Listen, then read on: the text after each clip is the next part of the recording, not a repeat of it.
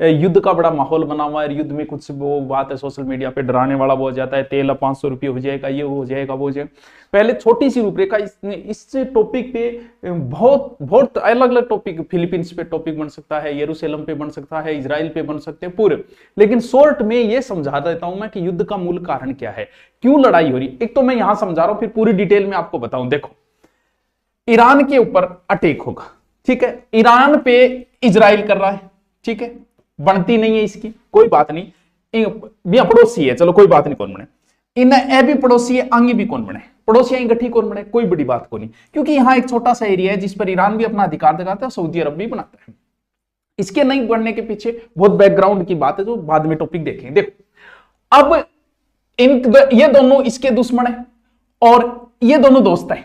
अरे वाह, इसकी एक आदत रही है, इसका मोहल्ला भी दूसरा है, इसको कोई लेना देना नहीं है, क्यों, क्योंकि दूसरे मोहल्ले का। इसकी एक आदत रही है, जैसे भारत से बदला लेना है तो ये पाकिस्तान को हथियार देगा, सीधा सामने आके नहीं लड़ेगा। ये है कि अब इसको अटैक करना है, ईरान पे अटैक करना है, तो इसको बोल रहा है भाई मैं हूं नहीं, जबकि गांव ही दूसरा है उसका, क्योंकि ये तो एक महाद्वीप की है, ये तो उत्तरी अमेरिका महाद्वीप का है, भाई टेंशन ना ले, ठोक दे।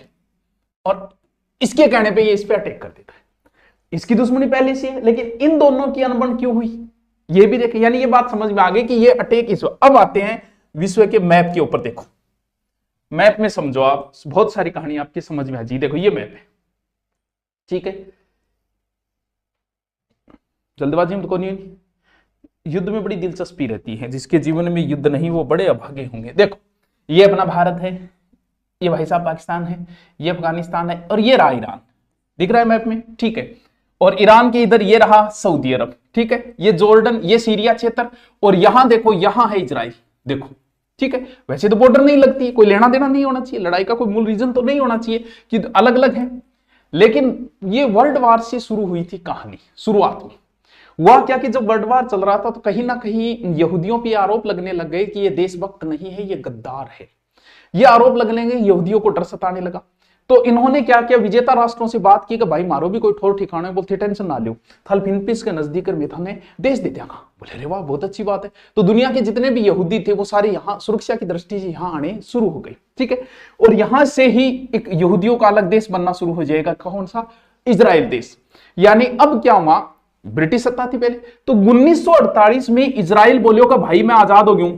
सुना गिरा था ने, क्यों, यहूदी क्षेत्र था, बोल भाइयों सुन लो मैं आजाद हो, और माने न्यारो देश दे दो। और जैसे ही युद्ध इसने स्वतंत्रता की घोषणा की तो यूएनओ में ईरान भी इसके विरोध में था, बोल नहीं भाई नहीं नहीं नहीं, ऐसे नहीं चलेगा, सब इसके विरोध में थे, बोले इसको देश नहीं बनाया जाएगा। लेकिन जैसे इसने घोषणा की, इसने अपना जीवन ही युद्ध से ही शुरुआत की इसने, ये मान लो पहले ही दिन घोषणा करते ही अरब देशों ने इस पर अटैक कर दिया था, यानी ये युद्धों में ही रहा है। अब सुनो कि ईरान की दुश्मनी हुई, की अनबन हुई। देखो, पहले ईरान ने इसको मान्यता नहीं दी, किसको, इजराइल को, तू देश थोड़ी है देख लेंगा मैं, भाई मैं न्यारा तू न्यारे थे यहूदी में सड़ लिया था, कोई बात नहीं, पहले मान्यता नहीं दी।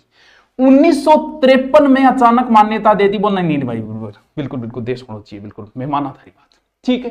क्यों, क्योंकि यहां जो है सरकार थी मोहम्मद, कहां, ईरान का जिक्र करना, मोसेदेक नाम इसे, ये देखो याद रखो तो अच्छी बात है, नहीं रखो तो कोई फर्क पड़ पड़े। ये जो सरकार थी ना, इसका तख्ता पलट करवा दिया अमेरिका ने। तख्ता पलट समझिए, यहां बैठे तख्ते पर उल्टा करवा दिया, यानी सरकार पलटा दी। नई सरकार आई किसकी, मोहम्मद रेजा की, समझे आता जाइयो, मोहम्मद रेजा की सरकार क्या आई, अमेरिका ने अपना बंदा बिठा दिया इसके ऊपर। यानी यहां किसकी चलने लग गई, ईरान में अमेरिका की चलने लग गई भाई साहब। क्यों, अमेरिका का बंदा बैठ गया, अमेरिका आता जाता था, वहां की कल्चर पता थी उसे, तो इसने क्या किया, ये अमेरिका का पक्षधर था, ईरान का शाह घोषित कर दिया इसको, और अमेरिका वाली कल्चर ले आया ये सारी की सारी, पश्चिमी वेस्टर्न सभ्यता ले आया। मुस्लिम राष्ट्र था ये, और ये तो फैशन सिटी बन गई, कैफे खुल गए, बार खुल गए, एयरपोर्ट, सब सारा काम चल रहा था, ठीक है। अब क्या हुआ, जब ये व्यक्ति रेजा जो है वो अमेरिका का पक्षधर था, तो इधर इजराइल से भी इसका याराना हो गया, बोल भाई अब टेंशन लेने की जरूरत को नहीं, बेदिन गया अवन है ना, ठीक है, आप पड़ोसी को नहीं, लेकिन आप देखो यहाँ आ जाऊंगा, यहाँ तेल यहाँ जाऊंगा, यहाँ वापस उठ जाओ, माने छारा बड़ी जरूरत पड़े तू दे दी, तने जो भी चॉकलेट वगैरह चाहिए पवे दे दिया। यानी ईरान के पास क्या है, तेल है, बोल भाई तेल का नहीं, तू टेंशन ना ली, जब चाहिए आधी रात में टैंकर भेज देना। ठीक है। इजराइल बोले तो भाई मैं तन कह दिया तेल तो मार कने कौन तेल में दे कौन सा। बोलो थे काम करियो, थे माना हथियार दो, क्योंकि इजराइल के हथियार बड़े फेमस है। अब भाई इधर से तेल आ रहा है, इधर से हथियार आ रहा है, और बड़ा अच्छा याराना था। रात में 2-2 बजे तक फोन पर बात हो रही है, बढ़िया काम चल रही है। अब क्या हुआ, जो ये कल्चर आई मोहम्मद रेजा कौन सी कल्चर लेके आ गया, पश्चिमी, और ये राष्ट्र मुस्लिम राष्ट्र था। क्या किसको मानने वाले, शिया थी। अब कुछ लोग जो धर्म के कट्टर लोग थे वो ले कल्चर ही खराब कर दी भाई साहब, आपने तो पूरी पूरी कल्चर खराब हो रही है।